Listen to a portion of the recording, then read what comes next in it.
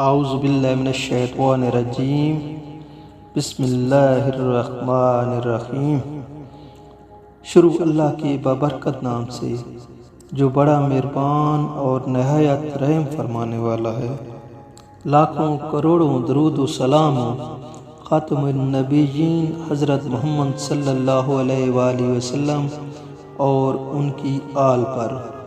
اللہم صلی علی محمد وعلی آل محمد کما صلیت علی ابراہیم وعلی آل ابراہیم انکا حمید مجید۔ اللہم بارک علی محمد وعلی آل محمد کما بارکت علی ابراہیم وعلی آل ابراہیم انکا حمید مجید۔ السلام علیکم ورحمۃ اللہ وبرکاتہ۔ آج کی ویڈیو میں قوم عاد کے نبی حضرت ہود علیہ السلام کا واقعہ بیان کریں گے۔ قوم عاد کی تاریخ کیا ہے، ان پر عذاب کیوں کر آیا، دنیا کی سب سے طاقتور ترین قوم کو اللہ پاک نے کیسے تباہ و برباد کیا، یہ سب قرآن و حدیث و سیرت کی کتب کی روشنی میں بیان کریں گے۔ علامہ ابن جریر رحمۃ اللہ علیہ نے حضرت ہود علیہ السلام کا نسب نامہ یوں بیان کیا ہے: ہود بن عبداللہ بن رباح بن عاد بن اوس بن ارم بن سام بن نوح علیہ السلام۔ آپ کا تعلق قبیلہ عاد سے بتایا جاتا ہے، اور قبیلہ عاد کا نسب یوں بیان ہوتا ہے: عاد بن اوس بن سام بن نوح علیہ السلام۔ یہ لوگ پہاڑوں اور ٹیلوں کی گھاٹیوں میں رہا کرتے تھے، اور یہ علاقہ یمن میں تھا جو عمان اور حضر موت کے درمیان واقع ہے، اور اس قبیلے کی وادی مغیث نام سے بتائی جاتی ہے۔ یہ اکثر لوگ خیموں میں رہتے تھے جو مضبوط اور بھاری ستونوں پر قائم ہوتے تھے، جیسے کہ قرآن مقدس بھی اس کی تائید کرتا ہے۔ فرمایا: اے مخاطب، کیا تو نے نہیں دیکھا کہ تیرے پروردگار نے قوم عاد کے ساتھ کیا برتاؤ کیا؟ قوم عاد ارم ہے جو ستونوں والے تھے۔ تو فرمایا کہ یہ پہلے عاد ستونوں والے تھے، اور آگے فرمایا کہ ان کے جیسے دنیا کے شہروں میں کوئی بھی پیدا نہیں کیے گئے۔ اس سے مراد یہ ہے کہ اس قبیلے جیسے اور لوگ پیدا نہیں کیے گئے، یعنی وہ انسان انتہائی قدآور اور زور آور تھے۔ اور دوسرا قول یہ ہے کہ ان کے مسکن اور رہائش کی جگہ بہت لمبے ستونوں والی تھی، جن کی مثل دنیا میں کوئی اور جگہ نہیں بنائی گئی۔ قوم عاد کے علاقے نہایت سرسبز تھے، جہاں بے شمار پھلوں اور پھولوں کے باغات تھے، ٹھنڈے پانی کے چشمے، آبشاریں اور بلند و بالا عمارتیں تھیں۔ اس میں دنیا کی سب سے زیادہ طاقتور، مالدار اور شاندار تمدن رکھنے والی قوم عاد آباد تھی۔ یہ دنیا کے سب سے زیادہ قد آور اور طاقتور تھے، اتنے طاقتور اور زور آور لوگ کہ اللہ نے دوبارہ ان جیسے لوگوں کو پیدا نہیں کیا۔ قوم عاد جزیرۃ العرب کے جنوب کے صحرائے آکاف میں آباد تھے۔ عرب کی قدیم تاریخ میں ان کو عاد اولا کے نام سے یاد کیا جاتا ہے۔ مورخین کے مطابق وہ اونچے اونچے پہاڑوں کو کاٹ کر محل بنانے کا فن جانتے تھے، اور قوم عاد اس میں بے مثال مہارت رکھتی تھی۔ اللہ پاک نے ان کو بے شمار نعمتوں اور رحمتوں سے نوازا تھا، مگر طاقت اور حاکمیت کے نشے میں چور یہ قوم زمین میں فساد مچانے لگی، بت پرستی کرنے لگی۔ وادی آکاف میں قوم عاد کے 13 قبائل آباد تھے۔ طوفان نوح کے بعد قوم عاد وہ پہلی قوم ہے جنہوں نے بتوں کی پوجا کی، اور ان کے معبود باطلان 3 تھے: سمد، سمود اور وہرا۔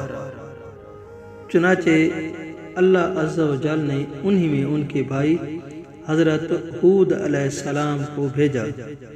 آپ نے اپنی قوم کو خدائے وحدہ لا شریک کی طرف بلایا، جیسا کہ قرآن میں آیا ہے۔ ترجمہ: اور اسی طرح قوم عاد کی طرف ان کے بھائی ہود کو بھیجا۔ انہوں نے کہا، بھائیو، خدا ہی کی عبادت کرو اور اس کے سوا تمہارا کوئی معبود نہیں، کیا تم ڈرتے نہیں؟ تو ان کی قوم کے سردار جو کافر تھے کہنے لگے کہ تم ہمیں احمق نظر آتے ہو اور ہم تمہیں جھوٹا خیال کرتے ہیں۔ انہوں نے کہا، میری قوم، میں حماقت کی کوئی بات نہیں کرتا، بلکہ میں رب العالمین کا پیغمبر ہوں۔ میں تمہیں اللہ کے پیغام پہنچاتا ہوں اور تمہارا امانت دار خیر خواہ ہوں۔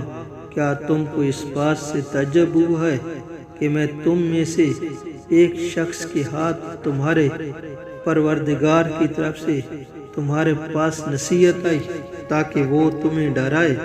اور تم یاد تو کرو جب اس نے تم کو قوم نوح کے بعد سردار بنایا اور تم کو پھیلاؤ زیادہ دیا، پس خدا کی نعمتوں کو یاد کرو تاکہ نجات حاصل کرو۔ وہ کہنے لگے، کیا تم ہمارے پاس اس لیے آئے ہو کہ ہم خدا کی عبادت کریں اور جن کو ہمارے باپ دادا پوجتے چلے آئے ہیں ان کو چھوڑ دیں؟ تو اگر سچے ہو تو جس چیز سے ہمیں ڈراتے ہو اسے لے آؤ۔ ہود علیہ السلام نے کہا کہ تمہارے پروردگار کی طرف سے تم پر عذاب اور غضب کا نازل ہونا مقرر ہو چکا ہے۔ کیا تم مجھ سے ایسے ناموں کے بارے میں جھگڑتے ہو جو تم نے اور تمہارے باپ دادا نے اپنی طرف سے رکھ لیے، جن کی خدا نے کوئی سند نازل نہیں کی؟ تو تم بھی انتظار کرو، میں بھی تمہارے ساتھ انتظار کرتا ہوں۔ پھر ہم نے ہود کو اور جو لوگ ان کے ساتھ تھے ان کو نجات بخشی، اور جنہوں نے ہماری آیتوں کو جھٹلایا تو ان کی جڑ کاٹ دی اور وہ ایمان لانے والے تھے ہی نہیں۔ سورہ مومنون میں نوح علیہ السلام کے قصے کے بعد اللہ پاک فرماتے ہیں، ترجمہ: پھر ان کے بعد ہم نے ایک اور جماعت پیدا کی اور انہی میں سے ان میں ایک پیغمبر بھیجا جس نے ان سے کہا کہ خدا ہی کی عبادت کرو کہ اس کے سوا تمہارا کوئی معبود نہیں، تو کیا تم ڈرتے نہیں؟ تو ان کی قوم کے سردار جو کافر تھے اور آخرت کے آنے کو جھوٹ سمجھتے تھے اور دنیا کی زندگی میں ہم نے ان کو آسودگی دے رکھی تھی، کہنے لگے کہ یہ تو تم ہی جیسا آدمی ہے، جس قسم کا تم کھانا کھاتے ہو اسی طرح کا یہ بھی کھاتا ہے، اور جو پانی تم پیتے ہو اسی طرح کا یہ بھی پیتا ہے۔ اگر تم نے اپنے ہی جیسے آدمی کا کہا مان لیا تو گھاٹے میں پڑ گئے۔ کیا یہ تم سے یہ کہتا ہے کہ جب تم مر جاؤ گے اور مٹی ہو جاؤ گے اور ہڈیوں کے سوا کچھ نہ رہے گا تو تم زمین سے نکالے جاؤ گے؟ جس بات کا تم سے وعدہ کیا جاتا ہے بہت بعید اور بہت بعید ہے۔ زندگی تو یہی ہماری دنیا کی زندگی ہے کہ اسی میں ہم مرتے اور جیتے ہیں اور پھر ہم نہیں اٹھائے جائیں گے۔ یہ تو ایک ایسا آدمی ہے کہ جس نے خدا پر جھوٹ افترا کیا ہے اور ہم اس کو ماننے والے نہیں۔ تو پیغمبر نے کہا، اے پروردگار، انہوں نے مجھے جھوٹا سمجھا ہے، تو میری مدد کر کہ یہ تھوڑے ہی عرصے میں پیشمان ہو کر رہ جائیں۔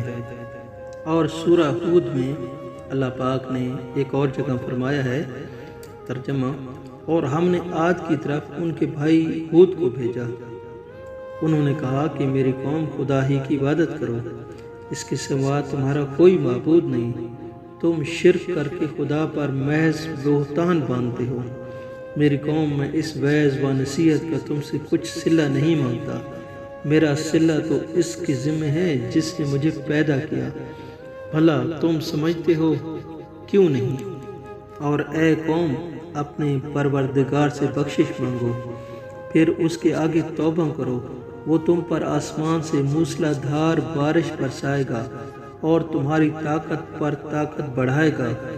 اور دیکھو، گناہگار بن کر روگردانی نہ کرو۔ وہ بولے، ہود، تم ہمارے پاس کوئی دلیل زہر نہیں لائے ہو، اور ہم صرف تمہارے کہنے سے اپنے معبودوں کو چھوڑنے والے نہیں ہیں اور نہ تم پر ایمان لانے والے ہیں۔ ہم تو یہ سمجھتے ہیں کہ ہمارے کسی معبود نے تمہیں آسیب پہنچا کر دیوانہ کر دیا ہے۔ انہوں نے کہا کہ میں خدا کو گواہ بناتا ہوں، اور تم بھی گواہ ہو کہ جن کو تم خدا کا شریک بناتے ہو میں اس سے بیزار ہوں، یعنی جن کی خدا کے سوا تم عبادت کرتے ہو، تو تم سب مل کر میرے بارے میں جو تدبیر کرنا چاہو کر لو، اور مجھے مہلت نہ دو۔ میں خدا پر اور جو میرا اور تمہارا